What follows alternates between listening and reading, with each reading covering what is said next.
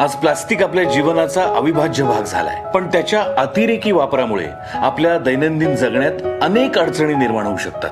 Plastic पिशव्या वापरण्यात तारतम्य न ठेवल्यास सांडपाण्याच्या व्यवस्थेत अडथळे निर्माण होतात आणि आपल्याला अनेक संकटांना सामोरं जावं लागू शकतं. म्हणूनच प्लास्टिक पिशव्या न वापरण्याची उत्तम सवय आपण लावून घ्यायलाच हवी. आपल्या या दुर्लक्षित वाईट सवयींमुळे अनेक प्राणीमात्रांचं, जलसाठ्यांचं नुकसान होऊ शकतं. प्रश्न आपल्या आरोग्याबरोबरच पर्यावरणाच्या हानीचा सुद्धा आहेच.